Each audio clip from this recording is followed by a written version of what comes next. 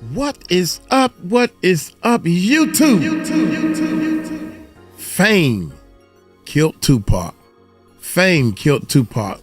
I ran across this. I don't know if we should be doing this, but we're gonna do it anyway. What the hell? I feel lucky. Hit that subscribe button, hit that bell. We're gonna put this on Mr. Network. This is going on Mr. Network. Y'all go check out the links, check out the World's Largest Rap Contest. If you're a rapper, you're a recording artist, in today's world, if you're an independent artist, you're gonna need some independent help, period. Algorithms and YouTube, upload, download, Instagram, building these platforms and everything, Uncle Mike can help you do it. So get at me. It's free to register and sign up at the World's Largest Rap Contest.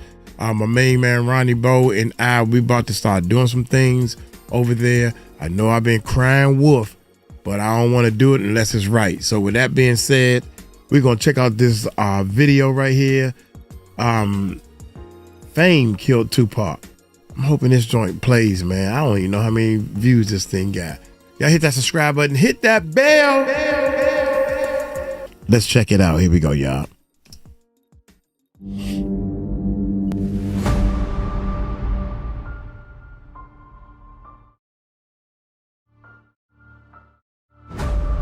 September 7th, 1996. Tupac Shakur arrives by car in Las Vegas. He is about to attend the Bruce Seldon vs. Mike Tyson boxing match at the MGM Grand. Okay. 8:30 p.m. People start leaving the fight. Shakur spots Orlando Anderson, a member of the Southside Crips, and punches him in the face, knocking him to the ground. 11 p.m. Following the altercation, Suge Knight and Tupac drove off in Knight's car, followed by the rest of Tupac's crew. Only 15 minutes later, a total of 13 shots were fired at the car Shakur was in.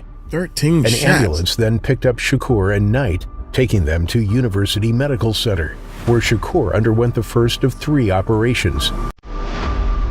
6 days later, Tupac Shakur is pronounced dead. Shit, man.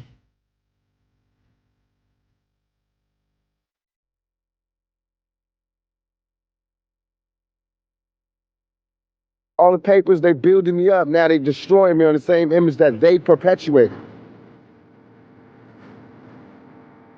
Don't get it twisted. This is not my real life. This is not how my real life is supposed to be.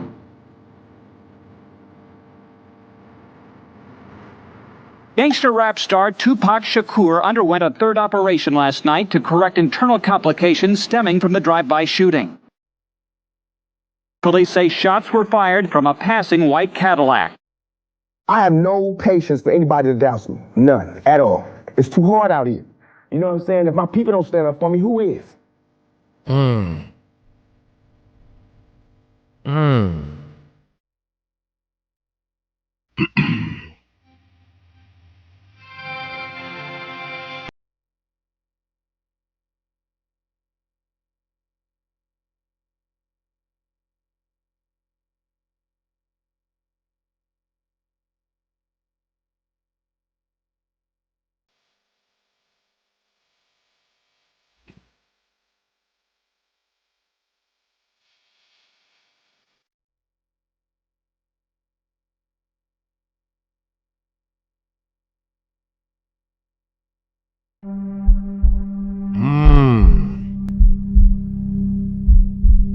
Okay. While this intro stuff is going on, go give me another beer, baby.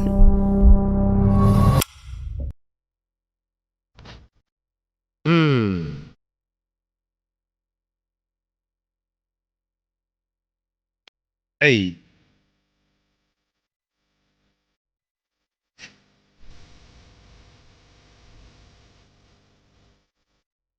Born June 16, 1971, in the East Harlem section of Manhattan, Lasan Parish Crooks was renamed just before his first birthday after Tupac Amaru, an 18th century South American revolutionary who was executed after leading an uprising against Spanish rule. Tupac. It's me determined to overcome my obstacles. This renaming comes as no surprise. when you learn that his parents, Afeni Shakur and Billy Garland, were revolutionaries themselves as active members of the Black Panther Party in New York. Afeni, Tupac's mother, was on trial in New York City as part of the Panther 21 criminal case just 1 month before the rapper was born. So when the Panthers hit, the government panicked, and they had a thing called a COINTELPRO, and they felt like the Panthers were detrimental to American society, so they raided every Panthers house, especially the ones who they felt like could do the most damage as an orator. Mm-hmm. So my mother was 7 months pregnant. They put a match to the door and said, "Fire, fire." And it's like 5 a.m, so my mother opened the door and they just burst in, put a shotgun to her pregnant belly, and put a gun to her head and said, "Don't move, bye, bye, bye. They said, you're under arrest." In New York City, 2 police stations and an education office were the targets of planned, synchronized bombings and long-range rifle attacks. 21 Black Panther members were detained. The trial ultimately came to an end, with all 21 defendants acquitted of all charges. Tupac Shakur was born just a month after his mother was set free. So you were right in the middle of the storm. I'm still in the storm. I'm still in the storm. As a matter of fact, my mother was in a book. There's a book about my mother called "Look for Me in the Whirlwind," and I like to think that's my motto. His intense hip-hop songs about the brutal reality of existence for so many people would go on to make him a revolutionary in his own right, altering the musical landscape. Life was challenging.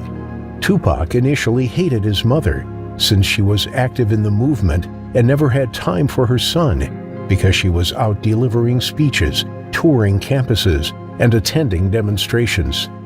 "I always seemed like she cared more about the people than her people," he claimed. Tupac was a shy and reserved child who read extensively, wrote poetry, and kept a diary.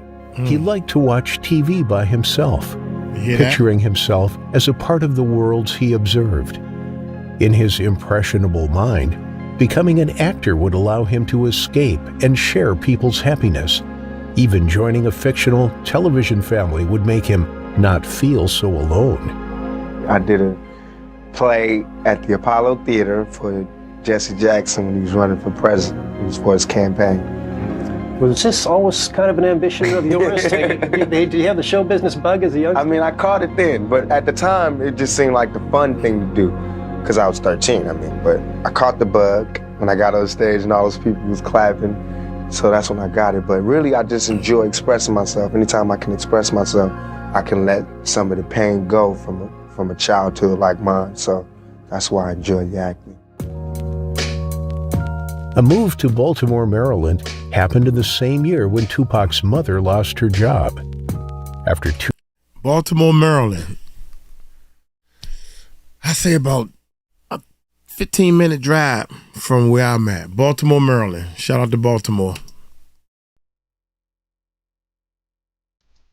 2 years at Paul Laurence Dunbar High School, there was a welcome transfer to the Baltimore School for the Arts, where acting, ballet, poetry, and jazz were on offer to the creative teenager, who often performed in Shakespeare plays, depicting the timeless themes of power, politics, violence, and love he had seen firsthand in his early years. The School for the Arts opened up Tupac to an unexpectedly eclectic range of music, including U2, Culture Club, and Sinead O'Connor.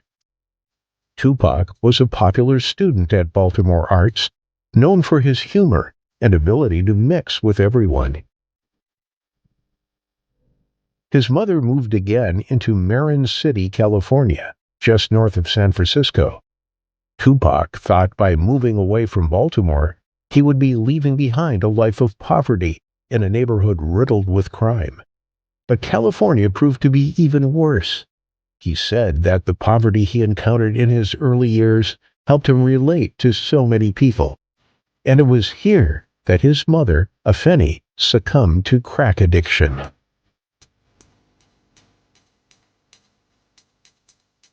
Tupac said that he and his mother went through many stages in their relationship. At first, it was mother and son, then drill sergeant and cadet. Then it was like a dictator and a tiny country.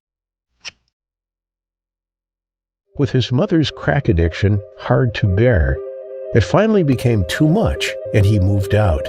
The fact that he was on his own, broke, and with nowhere to stay meant that he fell in with bad company, smoking weed, staying with drug dealers, criminals, and pimps, naively believing that they cared about his welfare. He wished that he had a father, a male role model, but instead, these people were his influencers. They became his role models, and listening to his music, it is clear the influence the time he spent on the streets had. A new record label called Interscope was looking for upcoming hip-hop performers in the summer of 1991. Tupac signed the Interscope deal in August, ironically before any of his comrades from Digital Underground got solo deals. It was a stroke of good fortune, because the daughter of the multimillionaire who started the firm, Ted Filed, had heard his demo and loved it. Tupac recorded his debut album, Tupacalypse Now, while residing in Oakland. The album includes the singles Brenda's Got a Baby and Trapped. He went from being unknown to having a record that sold platinum. The album follows a young black man's life from beginning to end, detailing teenage pregnancies, poverty, drug use, and police brutality. It also includes references to the artist's personal issues. With the thrill of his first record appearing on MTV, a shocking incident occurred when Tupac was badly beaten in the head. In this press conference, Pac goes into detail about what had happened to him. Basically, I walked across the street, 17th and Broadway. The police officer stopped me on the sidewalk and asked to see my ID. They sweated me about my name. The officers said, "You have to learn your place." They were charging me with jaywalking, so I was riffing, arguing about why would they charge me with such a petty crime. So I kept yelling, asking them to give me my citation and let me go about my business. Next thing I know, my face was being buried into the concrete and I was laying face down in the gutter, waking up from being unconscious in cuffs with blood on my face, and I'm going to jail for resisting arrest. That's harassment to me, that I have to be stopped in the middle of the street and checked like we're in South Africa and asked for my ID. Officer Boyvik repeatedly slammed my face into the floor while Rogers put the cuffs on me. That's not called for jaywalking. He had a $10 million lawsuit, which they said they would settle. But Tupac said nobody cared. What people cared about was what blew up over the news. They didn't see him being beaten up for jaywalking, images of him with his head and eye bloodied and bruised. All they wanted to see were the images of him coming out of jail in handcuffs. It was a traumatic experience, but a rite of passage for him. Pac came from a family where police had killed the people close to him. After the Oakland police had beaten him up, he changed. He settled for $42,000 because he was tired of being in court, knowing he could have got more money, but settling for it to be over. Years. These court cases can go on Often for complaining years. that he was misunderstood, Tupac remarked, "Everything in life is not all beautiful. There is lots of killing and drugs. A perfect album talks about the hard stuff and the fun and caring stuff. The thing that bothers me is that it seems like a lot of the sensitive stuff I write just goes unnoticed." You start learning what to do. His debut album, Tupacalypse Now, captures the plight of the black individual in an era marked by Reaganomics and the 80s crack epidemic, highlighting the oppression, anger, and reality of a world that, unfortunately, does not feel all that much different from the current climate. These themes sparked controversy. Soulja's story tells the tale of a young black man who shoots a police officer in retaliation for his marginalized place in society. In April of 1992, Ronald Howard fatally shot a state trooper in Texas after he was pulled over for driving a stolen vehicle. Howard's attorney cited Tupac's Soulja story as his influence to shoot. Howard was convicted of capital murder and sentenced to death. Wow. Later that September, then Vice President Dan Quayle demanded that Interscope Records remove the album from retail shelves, describing it as an irresponsible corporate act, and adding that there is absolutely no reason for a record like this to be published. Tupac was only 22 when his fame soared to unprecedented heights. He described the burden of having so many young people listening to every word he spoke as feeling like a deer caught in the headlights. People love to, have mercy and sympathy for everything, from the animals to the whales to fur to everything except us. The Human beings. The ones who you've given no attention to, who become adults with no compassion. You know what I mean?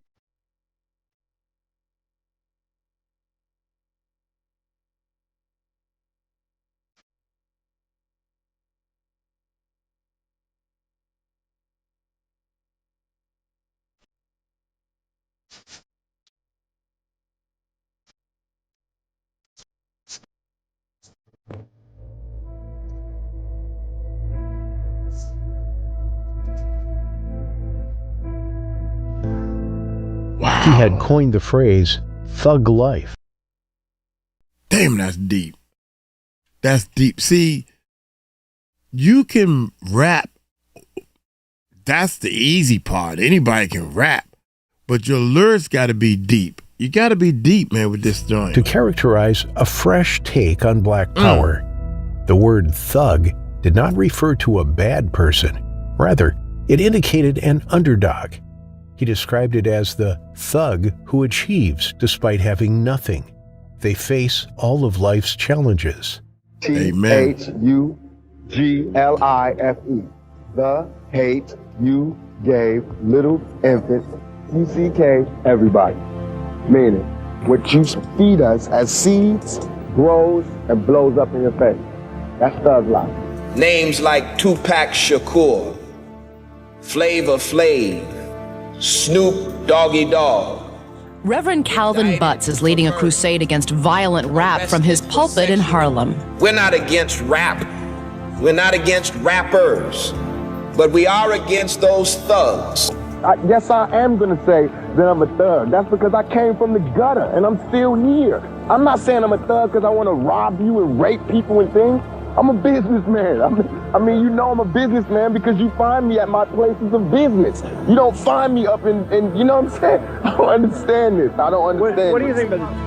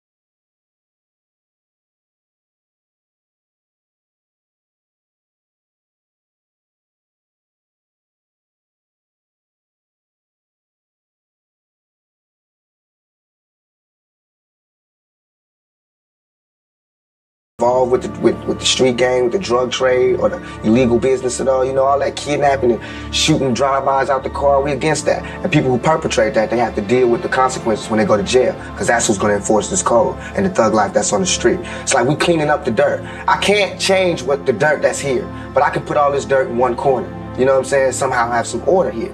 And for that, they need to give me a little leg room. You know what I'm saying? Let me do what I want to do, because nobody else is going to do it. Nobody else wants to do it.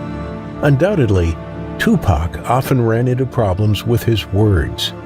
Lyrically, he felt like he would and could not hold back on what he wanted to say. He did not always consider his words before speaking in interviews because he was young and still relatively new to appearing in the media.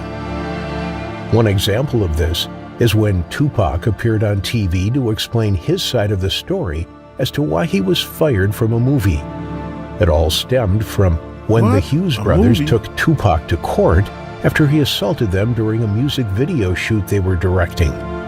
Tupac had initially been slated to star in Menace to Society, but was replaced after the assault incident. The show's host, Ed Lover, tried to cover his mouth so that Tupac would not dig himself an even deeper. Hey, I didn't even know that. He was supposed to be in Menace to Society. Did y'all know that? Assaulted them during a music video shoot they were directing. Tupac had initially been slated to star in Menace to Society, but was replaced after the assault incident. The show's host, Ed Lover, tried to cover his mouth so that Tupac would not dig himself an even deeper hole when he appeared on television, and expressed his views about why he had been sacked from the role.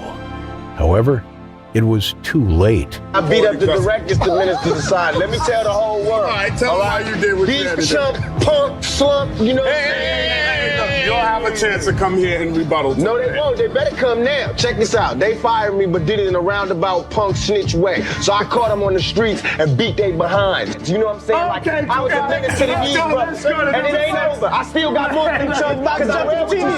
Jump to the TV. Jump to the TV. Kick that TV. Wow. The And it MTV ain't video over. was used by the Hughes brothers in court to support Tupac's conviction for assault. He spent 15 days behind bars. 15 days. There was okay. more trouble to come. God, dog. In New York, Tupac and 3 other guys were accused of assaulting a woman in a hotel room. Hi, Tupac. How you doing? Can you tell me how you doing today? Well, I just had to listen to the prosecution's closing argument, and it was just so far from the truth that it really just has me drained at the end of the day. But I'm leaving it in the hands of the jury. I'm learning a lot about people's innermost fears in this trial, because it's not even about my trial no more. It's just about loud rap music, tattoo having thugs. It's not even about me no more. It's about, some nightmare that these people having. She's talking about thug life and all that, trying to... He's definitely guilty. Anybody with thug life tattooed on their stomach is guilty. What type of reasoning is that? You know what I'm saying? We got different backgrounds. We come from 2 different places. Just because I look different than her doesn't mean that I'm a sodomizer or a raper.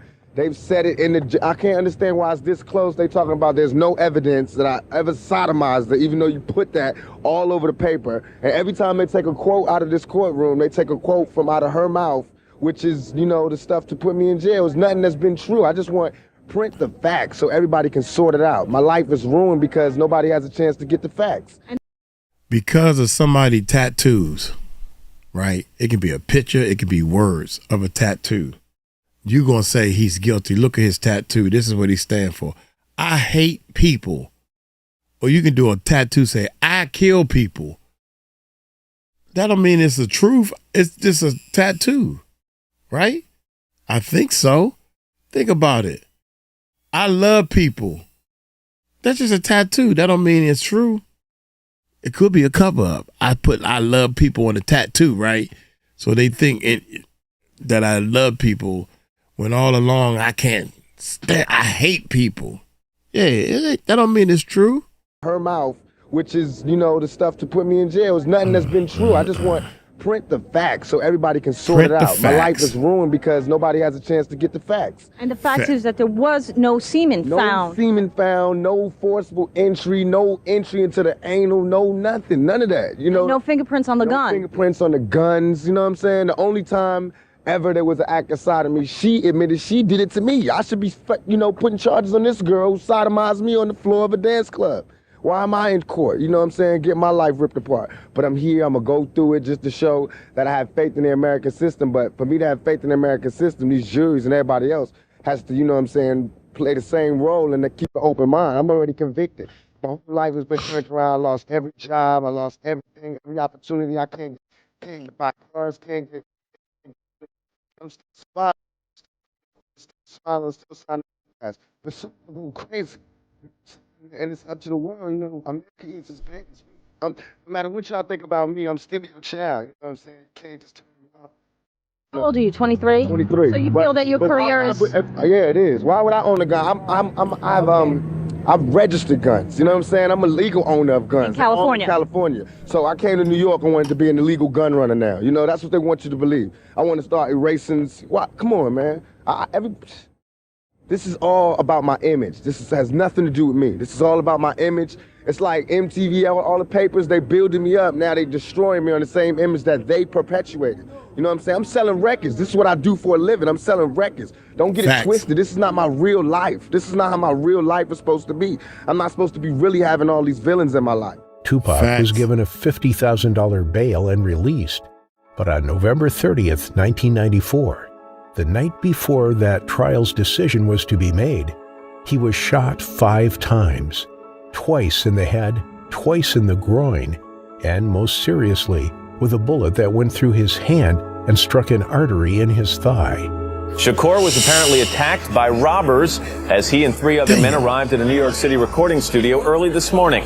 A man identified as Shakur's manager was also wounded. Shakur and his road manager are currently on trial on sex abuse charges. He was robbed and assaulted by 2 armed guys wearing army fatigues as he entered the Quad Recording Studio's foyer in Manhattan. He would later accuse fellow recording artists Sean Combs, Andre Harrell, and Biggie Smalls, whom he saw after the shooting, of setting him up. Also suspected of being involved in the attack was his close friend and associate, Randy Stretch Walker. In his defense, Biggie said that they were in the recording studio and did not know Tupac would be there.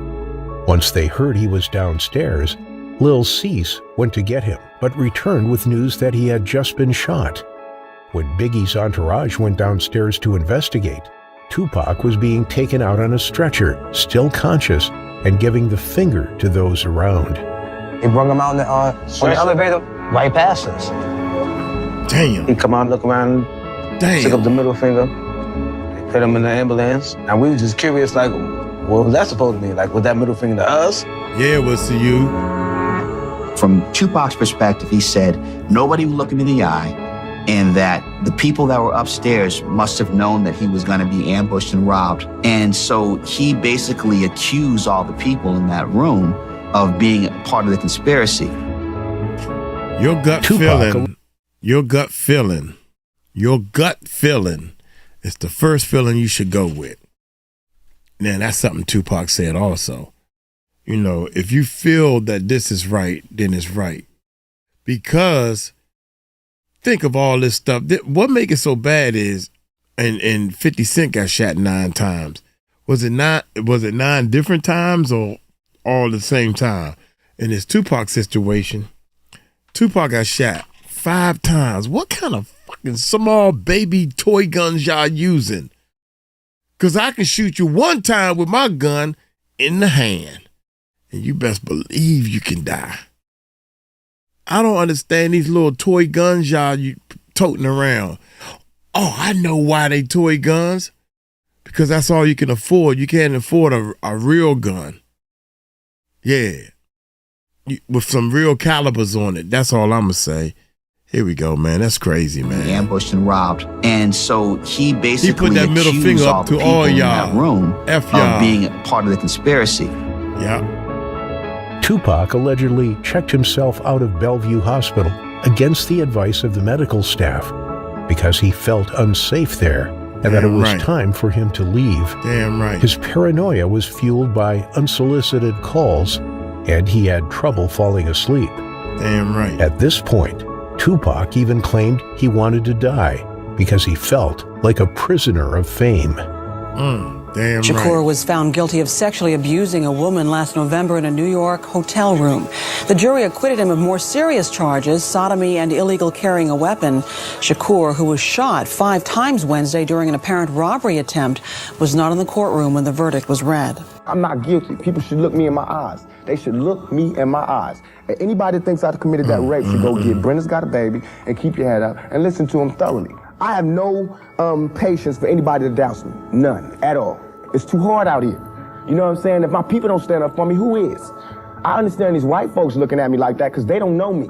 They didn't hear keep your head up. That ain't no fluke. You know, keep your head up ain't no goddamn come up. I didn't do that for to be smiling in my face to say, oh, he's cool. I did that from my heart. So that if they do try to put a rape charge on me, my sisters could say he ain't about that. Now, if my sisters can't say that, you won't hear another keep your head up out my mouth.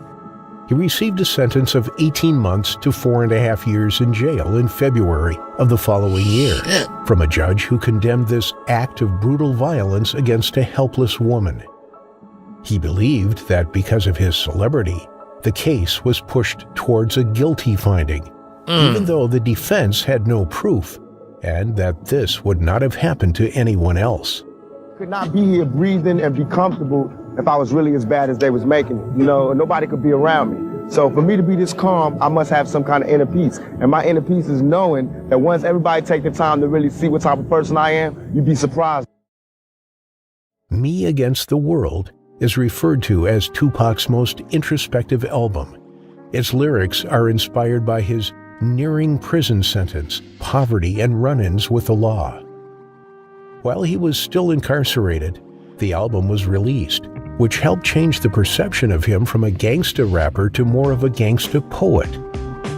The album crafts a world, equal parts truth and fiction, featuring news broadcasts that recount court drama, shootings, robberies, and the media storm that followed.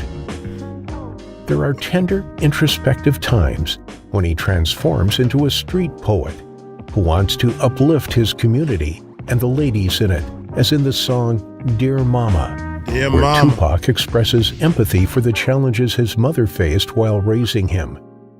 He discusses his mother's crack cocaine addiction and his childhood poverty, but argues that his love and respect for his mother outweigh any negative memories. In the early years, there was certainly turbulence in their relationship, and after Tupac lost respect for her and left home at her insistence at the age of 17, they lost contact. She engaged in a 12-step program at a drug and alcohol treatment facility in 1990. After finding her habit was out of control, she and her son, who at the time was a successful recording artist, reconciled. Afeni makes an appearance in the Dear Mama video, where she recreates her reconciliation with a doppelganger of her son as Tupac, who was still incarcerated at the time.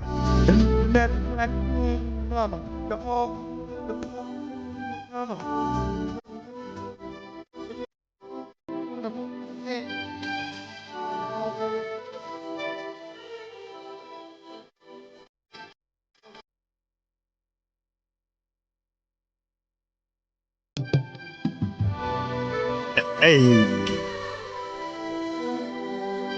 Yeah.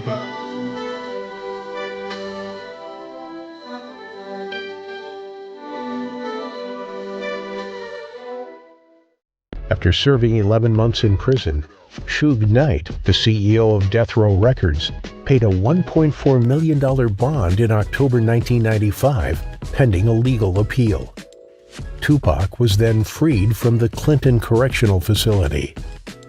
Freedom brought creativity, and within 2 weeks he had recorded 24 tracks, saying that it was the best way to vent instead of paying some psychotherapist $50 million. As part of his comeback, Tupac released the single California Love. It was one of his best-known and most popular singles, spending 2 weeks at the top of the Billboard Hot 100. It is currently regarded as one of the greatest rap songs of all time, and appears on numerous lists of the greatest songs of all time from notable publications. Out on bail, fresh out of jail, California dreaming. Soon as I step on the scene, I'm hearing hoochie screaming, fiending for money and alcohol, the life of a West Side player with cowards die in a strong ball. Only in Cali will we riot, not rally to live and die. In LA we wear chucks, not valleys. Yeah, that's right. Dressed in locs and khakis. Hold up, y'all. They running that joint too long, man. Yeah. West Side player with cowards die in a strong ball. And it's all ball. Come on. Cali will we riot, not rally to live Chucks, not valleys. Yeah, that's right. Dressed in loafs and khaki suits and ride is what we do. Flossing but have caution, we collide with other crews. Famous because we throw drams. Worldwide, let them recognize from Long Beach to Rosecrans. Seemed almost like a rebirth for Tupac. Recognize from Long Beach to Rosecrans. Bumping and grinding like a slow jam. It's West Side, so you know the road will bound down the... His release from prison seemed almost like a rebirth for Tupac's creativity. Up to that point, he'd mostly been an insular artist, with ideas and thoughts aimed in specific directions. California Love gave him the stellar widescreen treatment that the notorious B.I.G. would get later. It was just a glimpse of what he might achieve as a rap superstar. Hip-hop need to stay true to the streets. Rap could do whatever it got to do to make money, just stay alive. Right. But hip-hop got to stay true to the streets. Keep your head up, don't give up. Tupac's New Deal wasn't only about music, since Suge Knight of Death Row Records was one of the most influential and feared guys in the music business and was a key player in gangsta rap's ascent to massive commercialization. It also signaled his acceptance into Suge's powerful crew, which is well known for having strong gang ties. As soon as Tupac was let out of prison, the West Coast versus East Coast rivalry ramped up. Bad Boy was the nickname for the East Coast and Death Row for the West. Like everything else, business success was based on sales. So the success of the musicians and how many records they sold were crucial. Hip-hop originated in New York City, and LA musicians believed they weren't afforded the same media exposure and fan base as those on the East Coast. But for Tupac, it was more personal than this. Tupac had a strong connection to the region, and he disapproved of East Coast rappers like Diddy and Biggie, who, in his opinion, wanted to dirty up everything he had worked so hard to achieve. Tupac said some crude remarks about P. Diddy and Biggie in an interview given to Vibe magazine. He claimed that Biggie knew he was getting set up when he was shot and failed to warn him. Since he was now associated with Suge Knight and Death Row, the situation changed entirely and turned into a conflict with bloodshed and threats. The Source Awards in New York were where it all began. Knight flew in a significant amount of the Death Row crew. That evening, Suge Knight's infamous comments served as the first shot in a deadly conflict. I'd like to tell Tupac keep his guards up. We ride with him.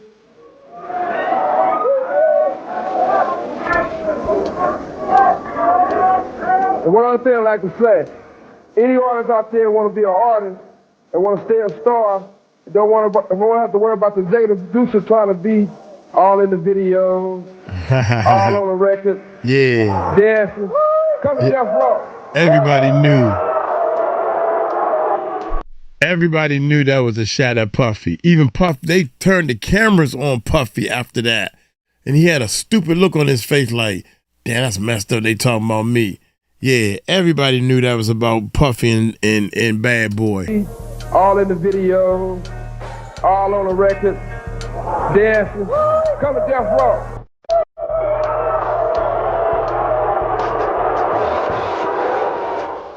Another thing that infuriated Tupac was Biggie's release of Who Shot Ya just a few months after the shooting occurred. Even though it didn't specifically mention him by name, Tupac felt it was a dig at him. Soon after, he composed Hit 'Em Up, a legendary battle record. He used the song as an opportunity to express his belief that Biggie had copied his rapping style and was essentially imitating his way of life. Tupac originally included a jab at Jay-Z at the end of the song, but he later took it out, after being persuaded by members Outlaws that Carter had nothing to do with the dispute between Death Row and Bad Boy. In the music video, performers who had previously appeared in his music videos play some of the characters who were attacked in the song.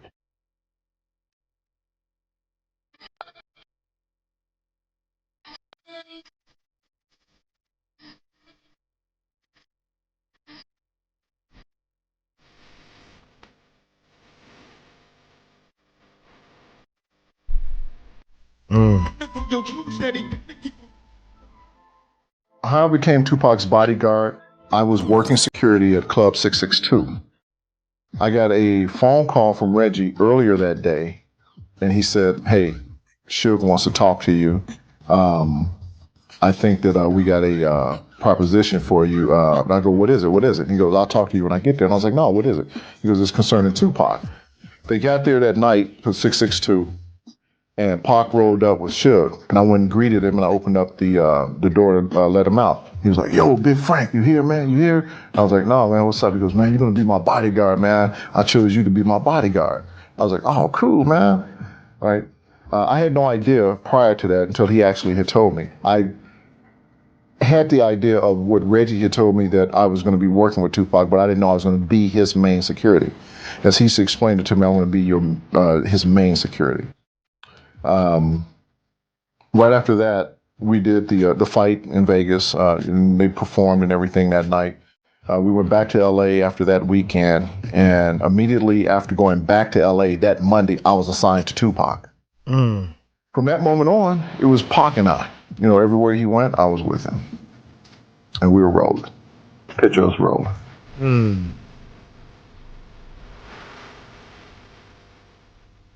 September 7th, 1996, 2:30 p.m. Tupac Shakur arrives by car in Las Vegas. 5:30 p.m. People start lining up at Club 662 on Flamingo Road, where Tupac Shakur and Mike Tyson are to appear after the boxing match. That day, we were told not to bring our weapons into the club after the fight, not to have our weapons on our person, to either leave them in our hotel room or to leave them in our vehicle. Has there ever been a situation where you were told to leave your weapon prior to this? Nope.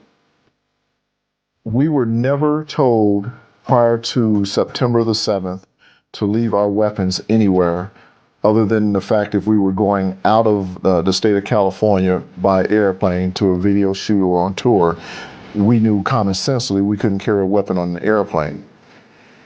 So more than likely, we would have left our weapons at that time, but we were never told. There was never a meeting held specifically to tell us to leave our weapons, period. The fight was boom, boom, boom, boom. The fight was over. After the fight, Tupac's and Suge's thing was to go to the back where, Mike's dressing room. So we went backstage. We go backstage, and we're waiting on Tyson to come back there. And Pac's back there. He's all excited. His boy just knocked out Selden. 50 blows. He just hit it 50 times. You count him. So, I'm back there with him and everything, and Suge is back there. So Suge says something to Pac, and then the next thing I know, we're leaving. Tyson didn't even make it out the ring to come down it. That's Everyone crazy. shows up, and one of Suge's homeboys, his name is Trevon, he comes over and he whispers something in Pac's right ear, because I'm on his left. He whispers something. Next thing I know, Tupac takes off running. He took off running, and I went off running behind him, and when he turned the corner, there was this guy standing there. Little did I know who he was. He ran up to him, and he swung. And then the guy swung back, and then Pac weaved, and then Pac swung again. And at this time, there was like 3 or 4 blows thrown. Tupac had this medallion on that he had recently purchased, and it broke. When it broke, he went down to pick it up. When he went down to pick it up, I grabbed him. When I grabbed him, I threw him against the wall, so I had him out of the fight. At this time, everyone else is running up, as clearly the MGM footage shows. The guy is Orlando Anderson, now that we know who he is. They're into this brawl. And I have Tupac against the wall now at this point. The fight ended. We had to get out of there.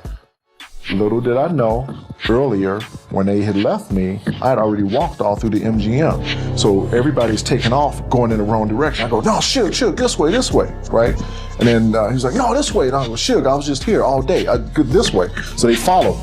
And we followed, got our way out, and we took off and walked back over to the Lexor. We get back over to the Lexor. Suge said, "Hey, I'm going to go up and change." Pac was there, "I'm going to go up and change. We'll meet back down in the valet." All right, cool. We're down in the, at this time, we left his room. We're down in the valet park and we're waiting on Suge. Suge shows up. While we're down in the valet, all of the hoochies, all of the groupies, everybody that knew Tupac and Suge was it, Suge, can we go to the club? Suge, Pac, can we go? Suge said, let's go. He and Pac was walking to Suge's BMW. I'm walking with them. When we get to the car, Pac turned to me and goes, yo, Frank. He pulled the keys out, he handed me the keys. He goes, drive the little homies because we're gonna be drinking tonight and you'll be able to drive us back. So I was like, what car you want me to drive? He goes, drive Cardada's car. And I didn't even know where the car was. I go, where is it? He goes, it's right there. He goes, the homies will show you where it's at. So I was like, all right. So Suge gets in his car, he and Pac, and the entourage is starting to form now. Suge takes off. I'm right behind him. I'm the bodyguard on point. Theoretically and honestly, there should have been 3 or 4 more bodyguards with us that particular time, going from there, going to Suge's house, and going back to the club that night for the after party. Later on, I found out that with security, that there was 22. About 20 to 22 security personnel for this night. Everyone was called to Club 662 to set up the security and get the people rolling in over there. So all of the security was there. Michael Moore, who was with me earlier that evening, supposed to have met us at the MGM. His story to me was Al Giddens, who was the supervisor now for security at this point. Al Giddens told Michael Moore to fuck that. You go and come to the club. And he was like, well, Tupac told me to come over to the MGM. He was like, no, we need you over here. You get over here. So Mike went over to the club. So I was the only one left with Pac. Keep in mind, my weapon was in my car. I didn't have a phone. I had no way of communication. Reggie was also over at the club. Big ass setup. Normally is Suge's bodyguard. This whole thing is a and big Reggie setup. is always with Suge. That night, why he wasn't with Suge, only Reggie knows that.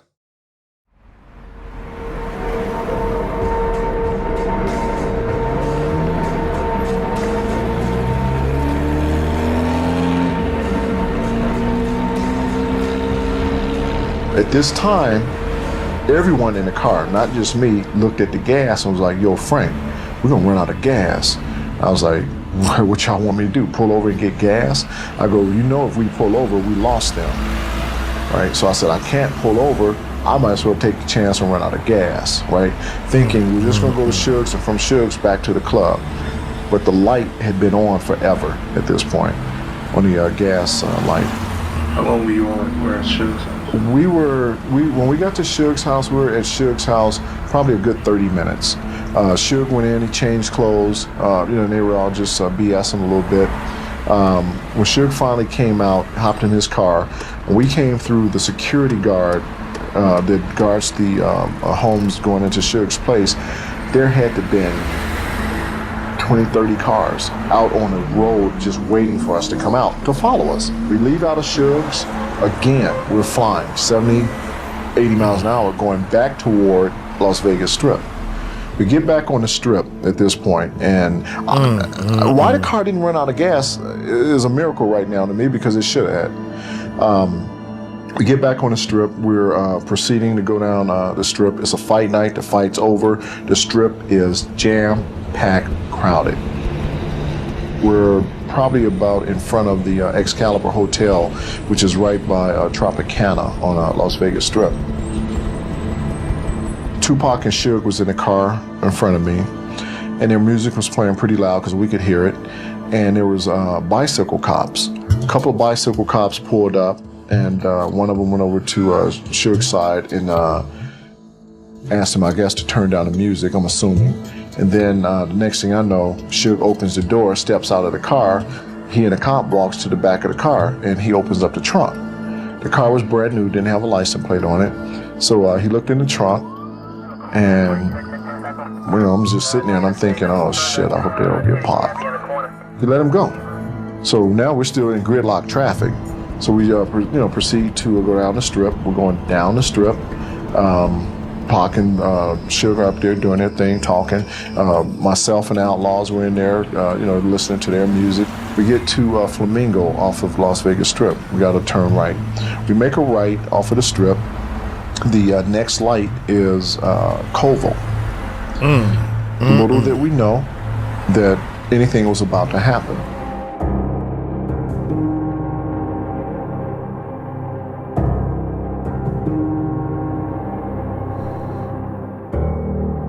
We pull up to the light. I am the second car. Actually, I'm the third car. One of Suge's homeboys was in front of Suge, which never, ever, ever happened with anyone being in front of Suge. Then another one of his homeboys, Trevon, was to the left of Suge, which would have been to his side of the car. So you got Trevon to the left, you have K-Dove in the front, and you have me in the back. And we're sitting at this light. It's September, it's hot, sticky, and we're all just sitting there pretty much just vegging out, waiting on the light to change. Then all of a sudden, I noticed this white Cadillac. Cadillac pulls up, and it was not like a thought of mine that something was about to happen, because in the entourage, as we're proceeding to go to Club 662, women are like, yo, Pac, Suge, and can we go? Groupies and things like that. So it was not anything out of the ordinary for this car to be pulling up, thinking that something's gonna happen.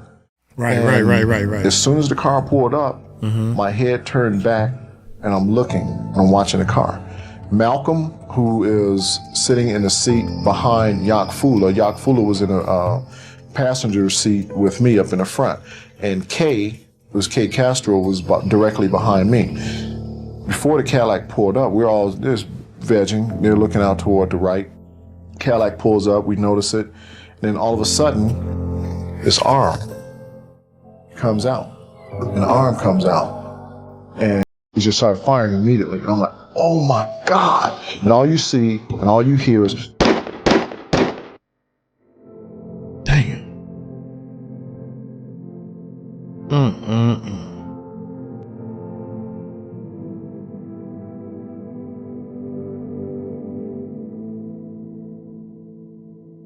Damn.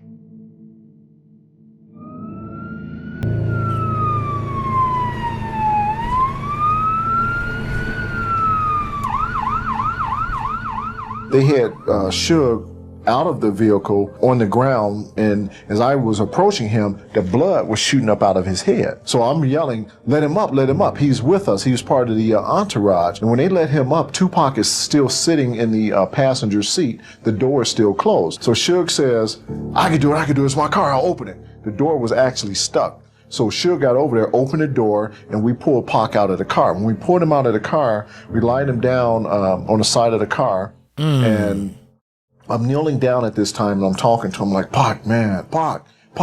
And he's like, he's trying to breathe. And then he goes, I can't breathe.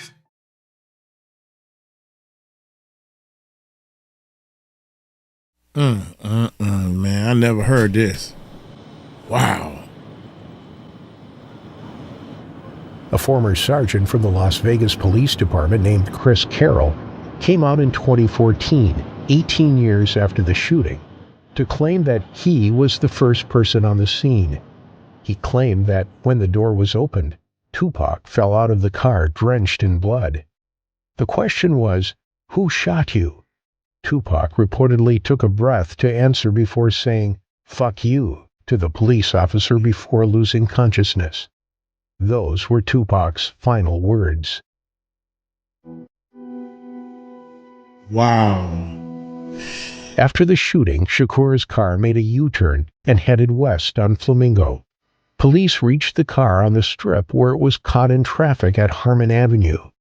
An ambulance then picked up Shakur and Knight, taking them to University Medical Center, where Shakur underwent the first of 3 operations.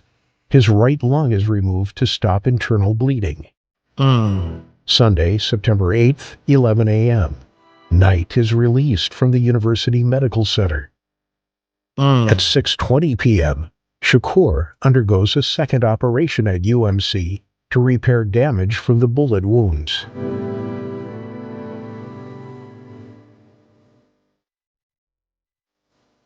September 13th, 1996, 4:03 p.m. Sadly, nothing could be done. Tupac passed away from his injuries just 6 days after the shooting. He was only 25 years old.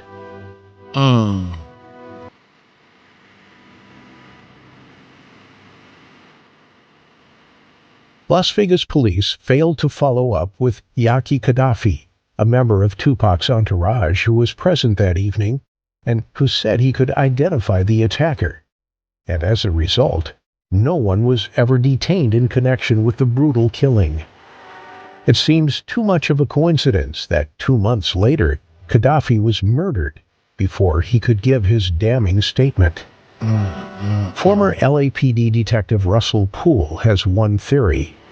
He thinks Suge Knight orchestrated the killing of Tupac. Given that Knight was wounded in the shooting, it might seem implausible, considering Knight was hit in the shooting. But Detective Poole thinks that he had his own motives for the contract killing. Knight reportedly owing Tupac a sizable sum of money. Some estimates put the amount at $10 million. Afeni Shakur, Tupac's mother, supports the theory.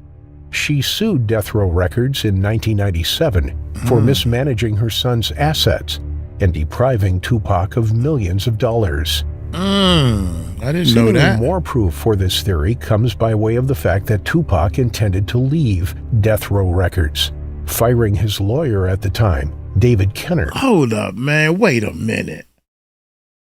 We just did a Suge Knight joint, and he's in jail, and Suge Knight was talking and bragging about, you notice how Biggie Smalls was trying to leave Bad Boy, but Tupac was down for life. Tupac wasn't trying to leave. Tupac wasn't trying to leave Death Row. He was thug for life, Death Row for life. We was friends, we was boys. What was I? How would I benefit if Tupac died? All this stuff he was saying, why he doing the jail? I gotta look that back up, man. Here we go. Seemingly more proof for this theory comes by way of the fact that Tupac intended to leave Death Row Records, firing his lawyer at the time, David Kenner, who, in addition to being Suge Knight's lawyer, also wrote up Tupac's agreement with Death Row Records. Just a week after the lawyer was fired, Knight invited Tupac to the fateful boxing match. Another warning sign is how, following the altercation in the MGM lobby, Knight calmly made a phone call while everyone else ran away. A further important note to mention is his insistence that Tupac rides in his car after the fight. Orlando Anderson first testified that Suge Knight was involved in the lobby fighting, but later revised his account to indicate that Suge had attempted to break up the altercation. He said, "I see him pulling people off of me." According to one account, Anderson modified his story as a result of a payoff from Knight. The detective added that neither the hospital, any witnesses, nor the police ever confirmed that Knight had been shot that evening.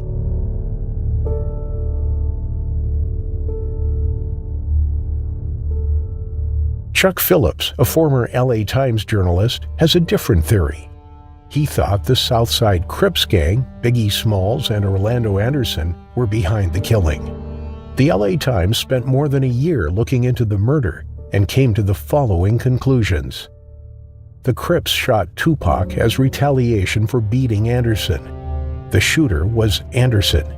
Biggie Smalls paid $1 million for the pistol that was provided and Tupac's murder. What drives Biggie to want Tupac dead? His year-long battle was well documented. His admission in Hit 'Em Up that he had an affair with Faith Evans, Biggie's wife, was enough proof. According to the investigative journalist, Biggie nor anyone who was affiliated with him was not questioned by the police. 6 months later, in March 1997, Christopher Wallace, aka Biggie Smalls, was fatally shot in a drive-by shooting in Los Angeles by an unknown assailant. With Orlando Anderson shot to death in May 1998, another avenue of investigation closed, though he had always denied responsibility for Tupac's death and was never charged. That's crazy, man. God damn, that's crazy. Greg Kading, a former LAPD detective assigned to the investigation in 2006, 10 years after the incident, put out a different theory. He blamed East Coast Bad Boy Records CEO Sean Combs, often known as P. Diddy, for orchestrating Tupac's murder. When Detective Kading spoke with Keith Davis, a member of the Crips gang, Davis confessed on camera that P. Diddy had given him $1 million to kill Tupac and Suge Knight. Additionally, he acknowledged that Orlando Anderson, Davis's actual nephew, was the one who fired the shot. He also admitted to being in Anderson's car when the murder occurred. Orlando rolled down the window and popped him.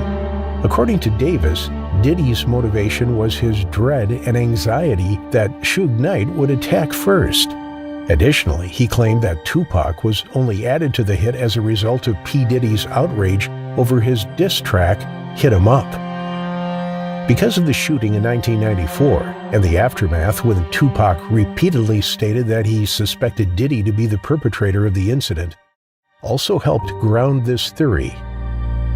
In 2011, Dexter Isaac, who was serving life in prison, confessed that a P. Diddy associate hired him to rob Tupac that night.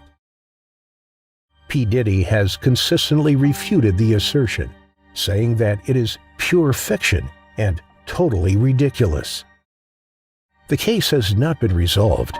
It appears unlikely that the exact details of Tupac's death will ever be proved beyond a reasonable doubt in court, given that most of the key players are currently either dead or serving lengthy prison terms. However, that won't stop others from seeking answers. Tupac had a prophecy about his death, stating, "That's why I go in the studio and do 3 songs a day, get things ready. If I die, it can happen. If anything were to happen to me, that album's ready to go." Believing that his death would be a tragedy, he envisioned it being like something from a Shakespeare play. Wow.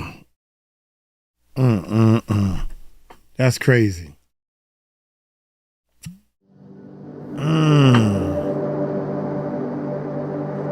Tupac Shakur endures as one of hip-hop's most iconic figures and its most potent enigma. No other artist does a greater job of highlighting the tensions in hip-hop between local pride and national success, as well as the fight to rise above and honor one's humble beginnings. You know, out of the love for black people. So that's how I gotta live, and that's how I have to die. And that's how my music has to be, and my acting, and my producing, and my interviews, everything has to be for the love of black people. Tupac transformed rap from a simple street trend into an elite art form. He laid the foundation for the present iteration of the hip-hop movement and continued its evolution as a poet whose tales of alienation captivated young people of all races and backgrounds. I'm still listening. As a matter of fact, my mother was in a book. There's a book about my mother called Look for Me in the Whirlwind. And I like to think that's my motto.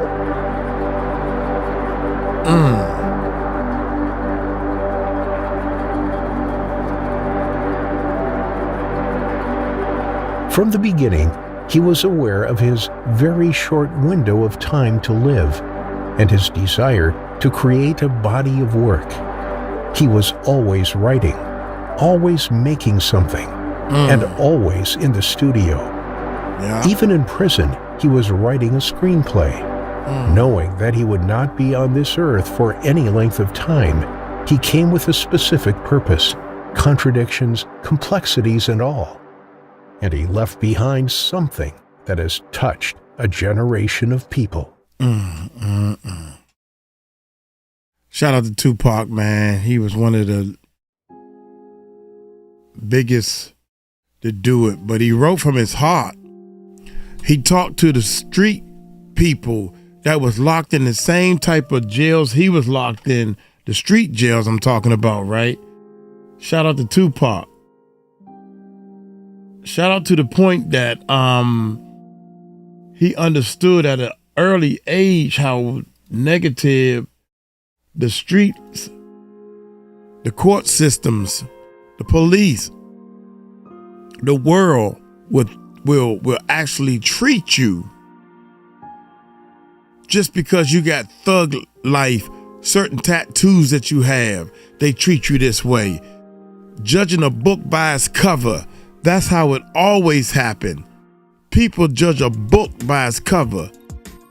That's how it always happened, man. Look here. Y'all let me know if y'all ender. If you are ender, meaning that you made it to the end of this video, y'all go in the comment section and say, I am an ender. Also, don't forget the World's Largest Rap Contest. If you know a recording artist, if you know a rapper, singer, or somebody that's trying to get their music out here, you have to use social media for marketing promotion. Uncle Mike can teach you and show you how I grew this channel, how much I make full-time income. I am now a full-time YouTuber, and we about to move to bigger and better things. So check the descriptions below. Y'all take it light, take it slow. Tell them Uncle Mike told you so. Peace out.